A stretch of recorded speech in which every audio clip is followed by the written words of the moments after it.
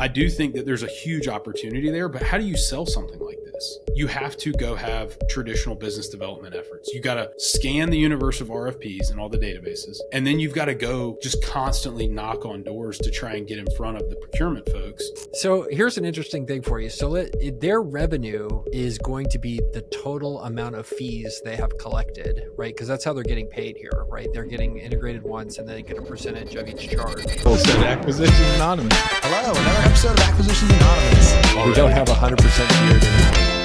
Welcome back, everybody, to another episode of Acquisitions Anonymous. I'm Mill Snell, one of your co-hosts. Me and Michael Girdley talk about really interesting business, and I say they're all interesting, but this one really is, truly. And I think we probably laugh more on this episode than we have in a long time. It's indicative of just, being at the end of a hard day for both of us, but it was a fascinating business. 81% EBITDA margin. This is a business on Axial. They are a online payment processing vendor for state agencies. 2.1 million in revenue, $1.7 million in EBITDA. We talk about the payment processing space. Who are the big players there? What is the impact of the big companies like Stripe and others? Talk about how do you even get into this market, right? If this is a payment processing to state agencies, it's RFP-driven, the long sales cycle. What is the process like to even run a business like this? And how do you even think about pricing it? So it's a really fun episode. Hope you enjoy. Stick around for a quick word from our sponsors.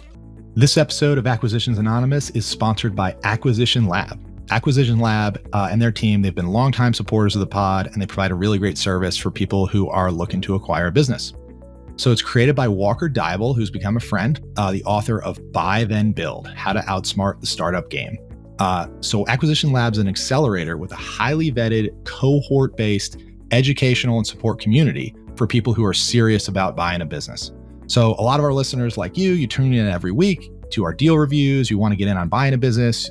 You're on this podcast because you're trying to learn how to buy a business. But if you're not quite sure where to start, Acquisition Lab is a great place to start. So they exist to help people buy a business and to navigate all those complexities of the process, everything you hear us talking about on the show. They provide a proven framework, tools, and resources that support you all the way from search to close.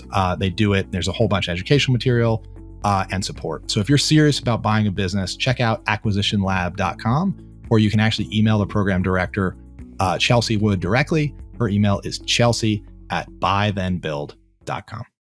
All right, Mills, you're like a barrel of news today. So I guess you started talking about it, but let's continue. So supposedly we're a hit at the University of South Carolina. Is that what's going on? Yeah, I had coffee with Brandon Mendez, who's the professor who put us onto Cameron, and he posted it on his LinkedIn, and it's probably the most engagement we've had on LinkedIn to date because of all these investment banking and PE students who graduated and went to work, and these seniors who are about to go, graduate and work. But they're all over LinkedIn. And so they were commenting furiously about Cameron and his appearance. So I thought that was cool. So let's make that an invite. I mean, I thought it went really well, except when I was giving the kid a hard time. No, I thought it was good. I think we should have more students back. If you got a deal, student, come on in. If you're willing to take a beat down from a bunch of old dudes. The other thing that I told Brandon was, since you're involved with Holdco Conference, he's trying to figure out how to make entrepreneurship through acquisition different at the University of South Carolina than, all the big Ivy League schools. And his thought is focus more on the actual operations, not as much on the deal side. Okay. And so I was like, you should think about sending a couple students to Holdco Conference. This is live. I have not mentioned this to you yet. Yeah, this sounds good. I'm hearing dollar signs. Let's go. We have to pay for hotel rooms. Do you know this? They could probably contribute some money to it. Yeah. So, do they like to ski? Everybody from South Carolina likes to ski, so it's got to be good. Yeah. Heck yeah. All right. We'll talk more about it offline. Or you know somebody's a student, bring them on. Yeah. We'd love to have them. But let's talk about why we're really here, Mills. It's 81% EBITDA margin. You brought an 81% EBITDA margin deal. Yeah. So let me pull this sucker up and let's talk about it, because this is ridiculous. Yeah, this is an Axial deal, and we get like the more interesting kind of atypical Axial deals that either they're straight down the middle and it is a perfect traditional leverage buyout funded private equity back, like it is right down the middle, or it is incredibly unique. This one, I haven't even read it yet. So here we go. All right. It's Who's an reading? Am I 8 reading or are you reading? Oh, you got it. You read. Okay. All right. So this came from our friends at Axial. So 81% EBITDA margin, government services, mobile app payment processing. All right. The company is a highly profitable provider of user interface applications that streamline the payment and management of state agency fees. Its software solutions are already integrated with multiple states, with plans underway to further expansion into additional markets. All right, so what do they do? So, All right. What I think this is when you go online for the city of Columbia to pay your water bill, the city of Columbia doesn't actually accept that payment. They right. take you to a third-party website. And that third-party website says, yeah, no problem. We have your data because you clicked on a link on the city of Columbia's website. So we have the total amount and it's $187, but we're going to charge you a $3.50 service fee to run this payment. Right. That you pay directly. The city is not paying for that. You pay it directly to this third-party provider. They collect the total amount, remit 99% of it to the city, and then they keep $350 for themselves for payment processing. I think that's what it is. All right. Well, there you go. Okay. So let me give you some financial numbers. The company has demonstrated exceptional growth with revenues and EBITDA nearly doubling each year from 2019 to 2022. This track record highlights the strong demand for its solutions and its ability to scale profitably. The transaction rationale is that current ownership is seeking a strategic acquirer to capitalize on the company's strong foundation and growth trajectory. This opportunity is ideal for a buyer looking to expand their footprint in the fintech and government services space or enhance their existing technology offerings. They offer scalable solutions designed for seamless integration with state agencies, allowing for easy adoption across new markets. Remote operations, the business can be operated from anywhere while offering flexibility and reduced overhead costs. And there are growth opportunities. There's significant potential to add complementary revenue streams through new features and partnerships. We have 1 year of financials. They did $2.1 million in revenue last year and $1.7 million in EBITDA for an EBITDA margin of, ladies and gentlemen, please sit down, 81% profit margin. So they made $1.7 million in EBITDA on $2.1 million in revenue. And I have to imagine, Mills, when you're in payments, the interest, taxes, depreciation, and amortization are pretty much nothing. Yeah. So it's a lot of E in the EBIT. Okay. So I have some questions, but I'll let you go first. Well, so the business has doubled every year, but it's only at 2.1 million in revenue. Yeah. So that would have to mean 500,000 in 2021, $1 million in 2022, and a little over 2 million in 2023. I mean, you know software and online businesses way, way, way better than I do. Why isn't this bigger? I think the sales cycle, right, for something like this. The sales cycle is pretty long. The way I understand stuff like this works is typically it's getting put out for RFP. And so it's a B2G thing, right? And for something that's going to be selling this big, you are doing that level of going directly to, you're like anybody else. You're answering RFPs to serve the government. So that's exactly where my head goes to, like payment processing for government, taking credit cards for government, like all of this stuff is straight up like a pretty red ocean as far as I've seen. There's some big players in it, but like it's pretty established and mature. It's not like credit cards got invented in 2022. Yeah. Like they've been around for a while. Have you ever sold stuff to municipalities? Do I look like I've sold stuff to municipalities? I don't know what that means. You've heard me talk. Do I look like I could sit down long enough to try to sell something to a government? Okay, got it. I have, and it is painfully slow.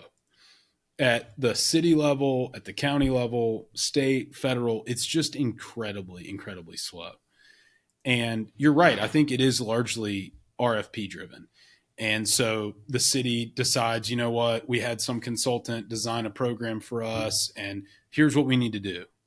We need to be able to accept online payments. The city of Columbia, I know you think that we're like, a third world country down here, but we have not had online. I'm going to just further back that point up a little bit. We have not had online payments for water bills and parking tickets for, I don't think we've had it within the last decade. Okay. But it hasn't been multiple decades. Back 4 years ago when we got electricity here, we started accepting credit cards. Yeah. Exactly. So,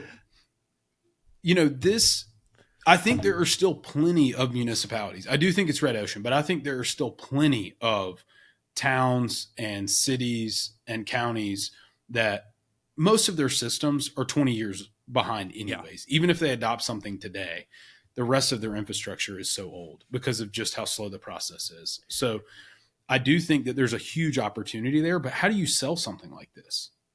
You have to go have traditional business development efforts. You got to scan the universe of RFPs and all the databases. And then you've got to go just constantly knock on doors to try and get in front of the procurement folks. And you can't bribe them. You can't buy them gifts. Like there's procurement laws in every state that prohibit that kind of thing or try to prohibit that kind of thing. So it's just a very slow, tedious process. It does make me wonder if these guys have found a very interesting niche, right? For example, if for example, San Antonio here runs and builds some of their own applications, other ones they third party out to other people. But if they're building them, managing their own application, not through contractors, through developers they have on staff, is there some aspect of something that they're doing that's like really interesting? So for example, like I'm kind of assuming these guys are like a Stripe type situation. Like, do you know what Stripe is? Yeah. So Mills, you're supposed to say no, you don't. So no. What is Stripe? What is the Stripe? Yeah. So to set me up so I can explain it. Ladies and gentlemen, after 380 podcasts, this is what you get. People calling each other out. So, we're having fun. So, thanks for coming. If we have fun, the audience tunes out or has fun. Either way works for me. So Stripe lets you, if you build a computer program or a website or any of that kind of stuff, and you want to accept credit cards, Stripe makes it super easy for a programmer to accept credit cards inside of your app. And so, it makes me wonder if there's some niche here. While Stripe is very general purpose, these guys play into some sort of Stripey type thing for government or some niche thereof, which as I look at this, if they found like a corner of a niche that's really interesting, like if a government's going to be introducing their own mobile app and they want to take payments in it, like these guys are one of 2 or 3 vendors in it and they have some competitive technology they've built that Stripe and other people can't do. Like that would be super interesting and lead me to believe that maybe this 81% EBITDA margin is sustainable. I do think that there's some riches in the niches with this type of thing. Like, you think about the types of services. One that comes to mind is like in the prison system. Yeah. There's an inmate who's like your family member and you need to send them money. And so there's like payment processing that goes on. But if it's specific to a corrections facility, it's very niche. It's not just like anybody. I don't think Stripe plays in that arena. When they say state agency fees, it's really interesting to me. Like every state has, 24 or more state agencies. And I'm wondering, like, what if their niche was something like the Department of Natural Resources in every state has to like issue one specific thing. And like, what if they're really good at just that one thing and they just go to every state? I'm thinking it either has to be super, super specific like that to just be this size, or they haven't figured out their distribution model yet. Yeah. Or, I mean, sometimes the way these things come about, and you and I have seen these in these B2G things numerous times, it's somebody's cousin got them the contract. It's like, hey, I heard about this. Well, call Jim. He's my cousin. He just got electricity down in South Carolina. I was going to say, this is sounding kind of familiar. Yeah. They just got running water and electricity down there. It's a crazy place. Very forward thinking. Yes. Roofs, and they have amazing roofs, Bill.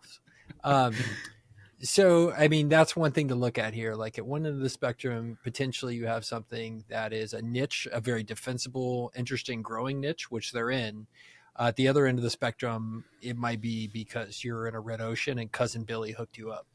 And or like you had somebody who used to work for the state agency or the state procurement office, and they were like, this sucks, I'm going to leave and do it. And I know the ways to navigate, the ins and outs of this procurement and follow the letter of the law.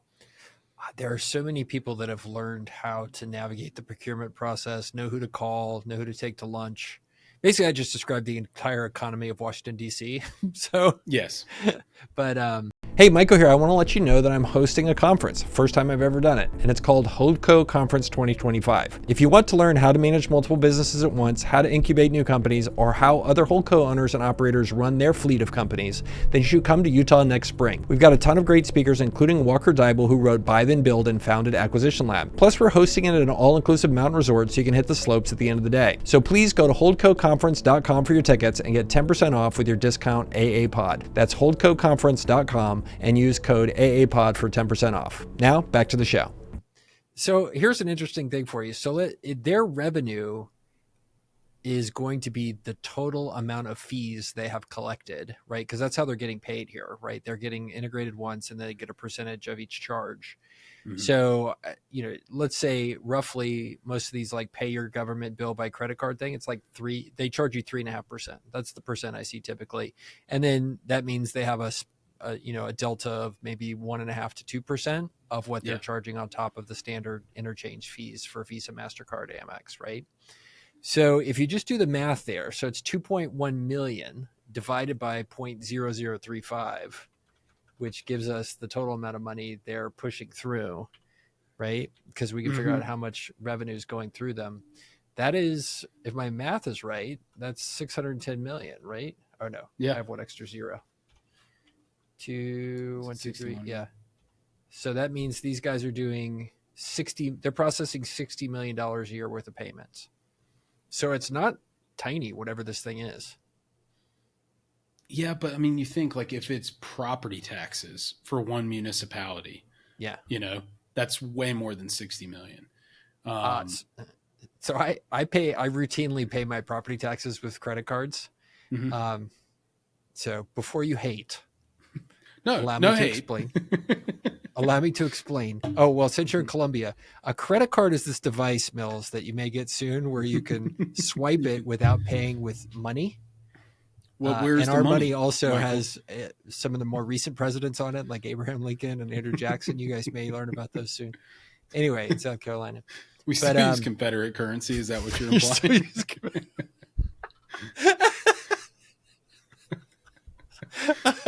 See, now you're getting fired up.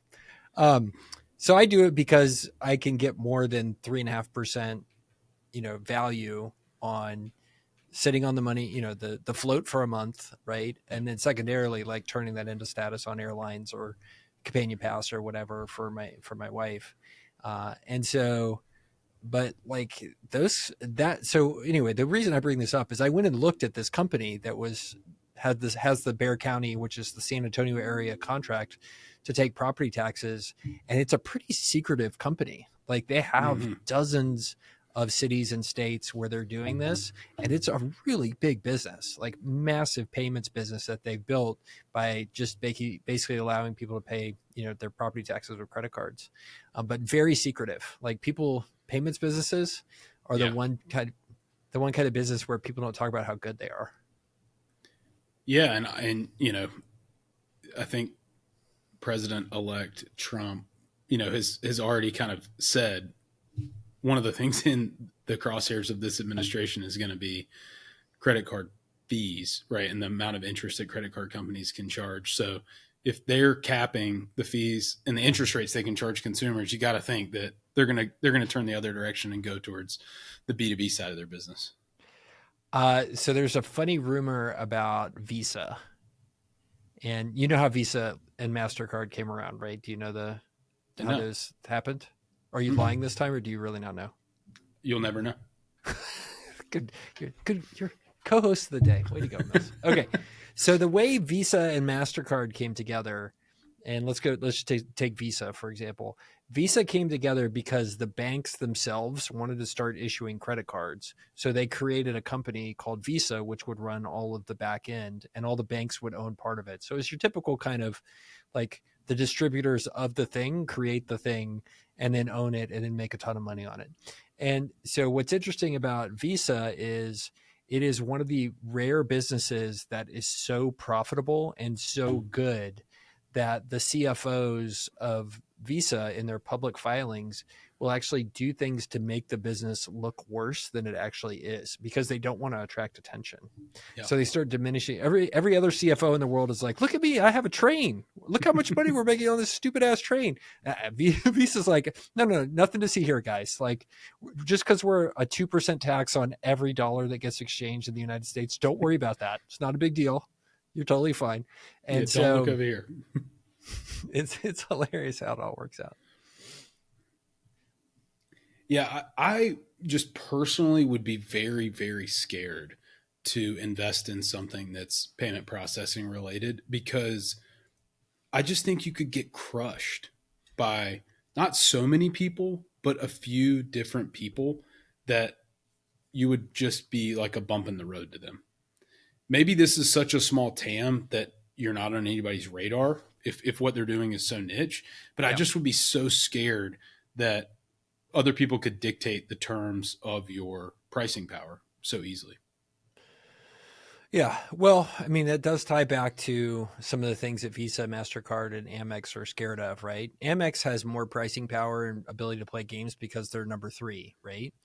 But Visa, part of the check for them is they are scared of what Trump is talking about doing, such that they're being relatively like, they're not going to push it too far because they don't want to kill the golden goose.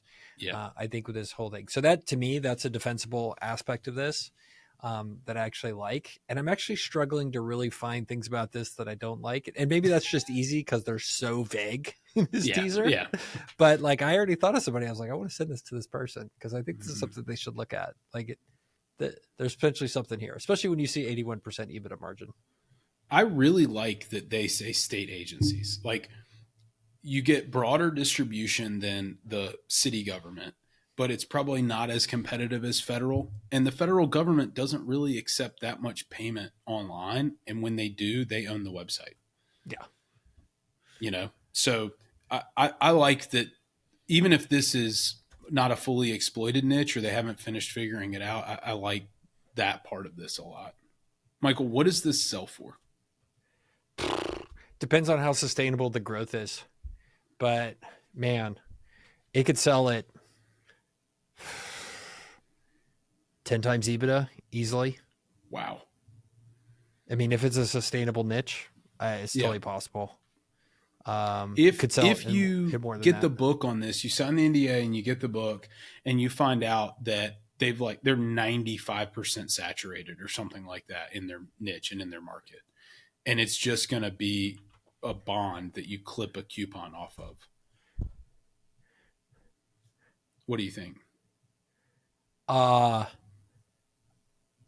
would, if let's say it's going to stall out at 2.1 million and we think, so a lot of questions I might have is like customer concentration, duration of the contracts, tailwinds versus versus headwinds and stuff like that. But like, let's say it's going to stop growing, right? I think something like this probably trades at 7 or 8. If it's going to keep growing, man, I probably want to revise where I was before. You're probably trading at 10 to 12, like at least. And you know me, like I've underpriced every single deal we've ever looked at on this, on this show. Like, I'll pay $12 in a bag of Doritos. Like every one of my bids is basically that. So take what it is. What do you think? I mean, I wouldn't have any idea. I mean, this is just, you're not buying this as a first-time buyer. Yeah. You're not buying it with an SBA loan. You pretty much have to be, a funded sponsor or a strategic in order to buy something like this. I mean, you could see this as somebody that is in the payment processing market already, knows it very well, and has a sponsor and is looking for a growth venue, like I could see it trading there pretty easily, and it's trading at 6, 7, 8 times revenue. Which it just makes you wonder, like, how durable is this? Could you spend $2 million and recreate this?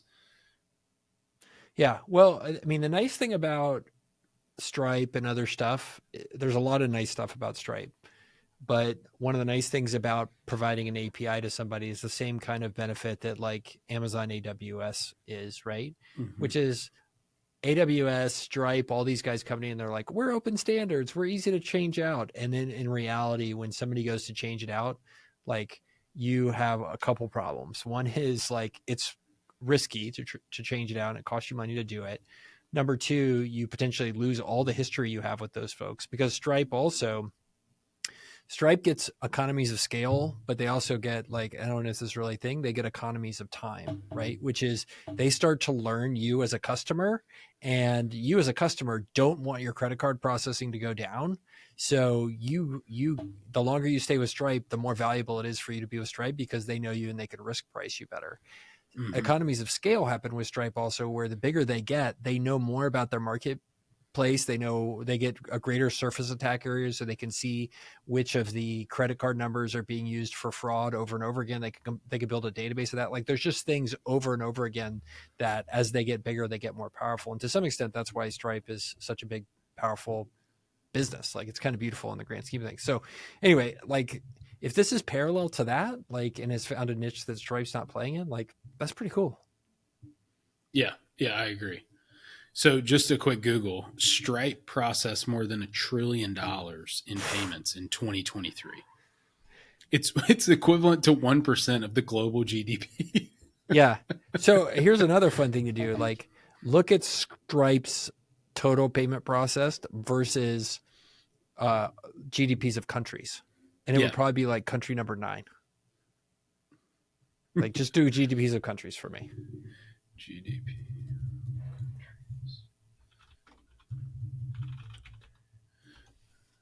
GDP by country, and we're looking. All right, so here I got it. Trillion. United States 25 trillion, China 17 trillion, and we keep going down. If Stripe was its own country, it is bigger than the Netherlands, and it's slightly smaller than Saudi Arabia.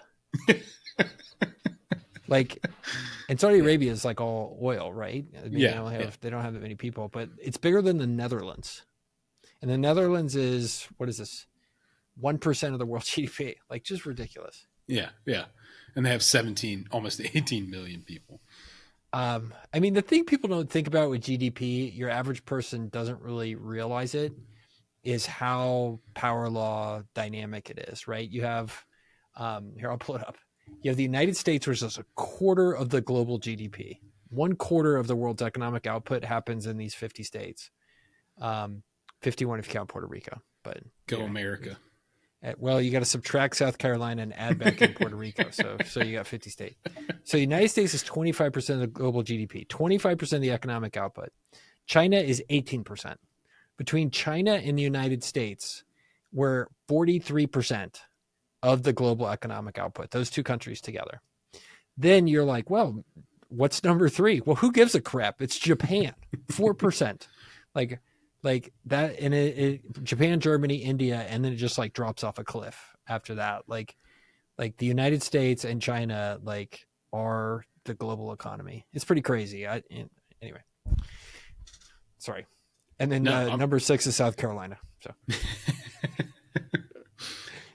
the bottom of the list, if you scroll down, is kind of interesting too, because a lot of these are places that I haven't heard of. Oh, we don't learn geography here in South Carolina. We don't learn no geography. Yeah. So the lowest GDP country in the world is the island of Tuvalu, which has $60 million in GDP, global domestic product. 9,900 people live there. 9,900 people live there. So to put that in perspective, that is the economic output of one of your grocery stores in a city like San Antonio or Atlanta or whatever, like a typical urban grocery store. That is about 4 or 5 months of sales for a good sized grocery store. Like, that's Tuvalu. It's pretty crazy. Yeah. All right, so back to this payment business. So I got to tell you already, I already texted this to my buddy to get him to get the book. So let's see if he does. Before we hit publish, make sure you get this. Dude, this is a business somebody should call about. Unfortunately, I think if the only way you're buying this business, if you're a typical searcher or a typical buyer, is if you if there's something horribly wrong with it, customer concentration, the Uncle Billy phenomenon, something like that. I think that's the only way it's going to get priced such that a searcher could do it. I think if this is as good as you and I think it is, it's getting bought by, some big private equity platform that wants to drop $15 or $20 million into the business.